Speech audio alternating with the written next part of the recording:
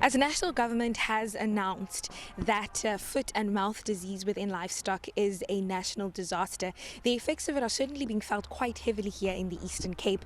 Today I am here in Humansdorp, just a little bit outside of Gqeberha, where I'm talking to some rural farmers about how much this disaster has affected them. Earlier on I spoke to another farmer who said that more than 100 of his cows have been affected, out of 200, obviously having a massive impact on the financial outcomes, as well as just, in terms of the running of the farm. I am joined now by another member of the community who actually works very closely with livestock. He has his own, but he also works very much with the sick ones, as you can see behind us here. I'm joined by Dwayne Kaiser. Dwayne, thank you so much for your time. The president announced this as a national disaster. So are you then hopeful that something or that change will now come about? Hi, good morning. Yes, as a community, we are very hopeful. We are very glad that it's been announced as a national disaster. I have to say, with regards to the vaccination and what's been shared on those social media, we have been waiting in anticipation for the vaccine to arrive. We have been fortunate this week to start the vaccination process in the Kruisfontein area, which we are at now. And so far, as a community, we have come together to assist government and the officials coming to do the process to have it done in a speedily manner. I have to say, with the announcement of a national disaster, we are very hopeful. We are in need. As you know, we need to comply with or be compliant with quarantine statuses. As a community here, we are very much reliant on natural grazing. Some of our community members, or mostly us, this is their sole income. This is what pays the school fees, X, Y, and Z.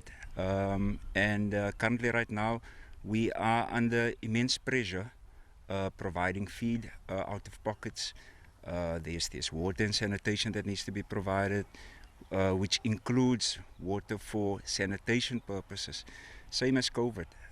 So these are all costs on your home. It's burdens which a father didn't prepare for, and then 10 o'clock tonight he must go back to work. Next morning he must come back, he must go to the co-op, he must go and purchase sanitation products. Those are the challenges that we're facing. Loss of animals, which are not budgeted for. The hope there was to take it to market to sell so that the family can survive, and those are the things that have been implicated in the short space of time of the disease or the outbreak of the disease. So, but as a community, we try our best to comply with municipality regulations.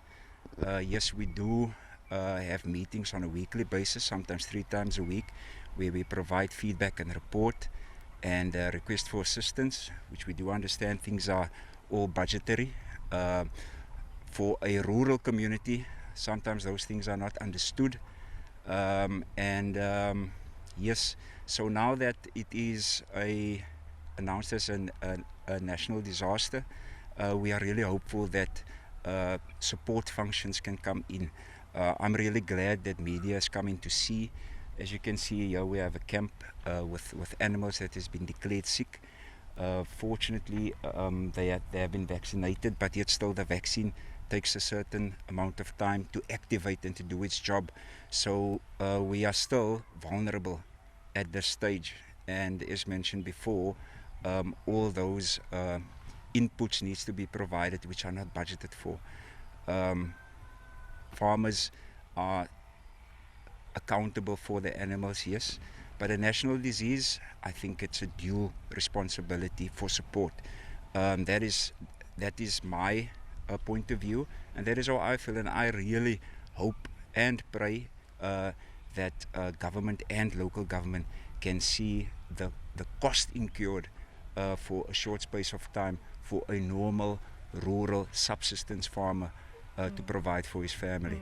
So thank you for your time, and thank you for giving us this opportunity to share our sentiments and our gratitude to the nation and government for the quick results on the vaccine.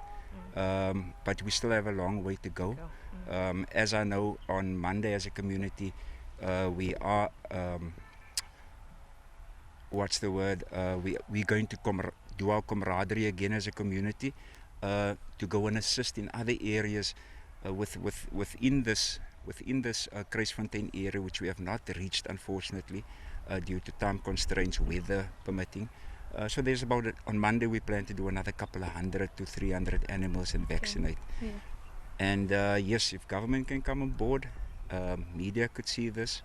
I can show you an array of situations in the area where the battle is real. It's real. Okay. It is real. Okay. Thank you. Thank you very much. Thank you very much. That was Dwayne Kaiser, who takes care of these animals that are in quarantine behind me. The situation is quite dire here.